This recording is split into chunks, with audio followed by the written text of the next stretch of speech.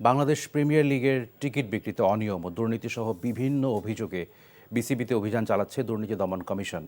মঙ্গলবার দুদকের ঢাকা কার্যালয় থেকে একটি বিশেষ টিম এই অভিযান চালাচ্ছে।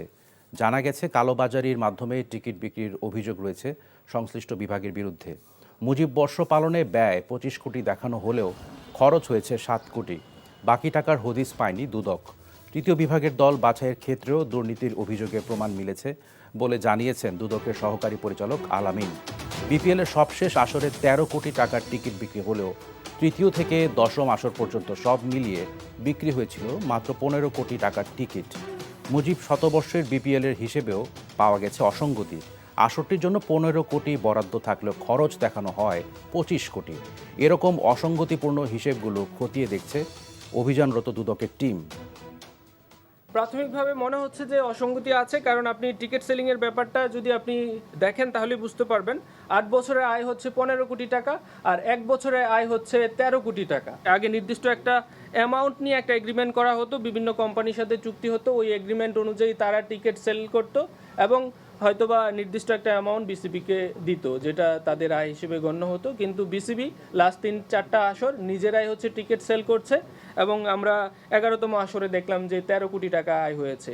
8 বছরে যেখানে 15 কোটি, 1 বছরেই 13 কোটি। বান্ডেল থাকলে প্রতি সেনমানিতে টাকা বাঁচবে। বিকাশ সেনমানি বান্ডেল কিনে জিতুন প্রতি লেনদেনে। দর্শক, এই মুহূর্তে বিসিবিতে উপস্থিত আছেন আমাদের সিনিয়র করেসপন্ডেন্ট মমিনুর রিপন। সরাসরি চলে যাচ্ছি সেখানে। রিপন, বিসিবিতে দুদকের অভিযানের সর্বশেষ কি তথ্য আছে আপনার কাছে?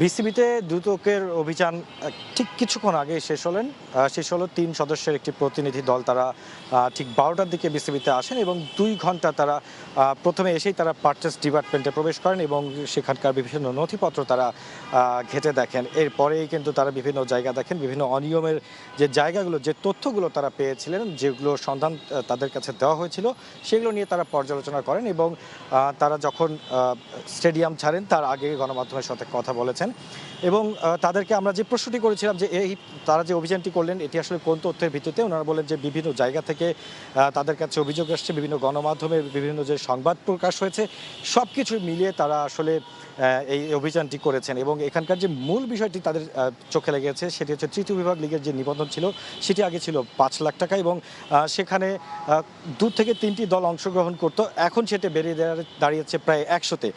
ঠিক কী কারণে এই আগের নিবন্ধন এবং এখনকার নিবন্ধনের পার্থক্যটা এতটা বেশি হচ্ছে সেটি তারা খতিয়ে দেখবেন এবং তারা পুনরায় আসবেন বলে জানিয়েছেন। এবং সেই সাথে মুজিব বর্ষ পালনে বিসিবির যে বাজেট ছিল 15 কোটি টাকা, সেখান থেকে বিসিবি খরচ করেছিল 25 কোটি টাকা, কিন্তু তার মধ্যে 19 কোটি টাকার কোনো হিসেব এখন পর্যন্ত বিসিবি দিতে পারেনি।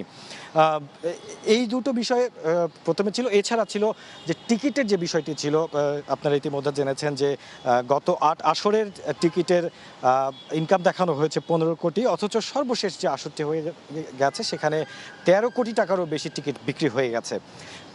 গত 8 বছরে বা 9 বছরে যে অসামঞ্জস্য বিষয়গুলো ছিল এখন সেগুলো কিভাবে আসছে, এই জিনিসগুলো তারা আসলে খতিয়ে দেখছেন এবং তারা পুনরায় আসবেন বলে জানিয়েছেন। তো দুদকের অভিযান নিয়ে এই ছিল আমার কাছে সর্বশেষ অবস্থা। বান্ডেল থাকলে প্রতি সেনমানিতে টাকা বাঁচবে। বিকাশ সেনমানি বান্ডেল কিনে জিতুন প্রতি লেনদেনে।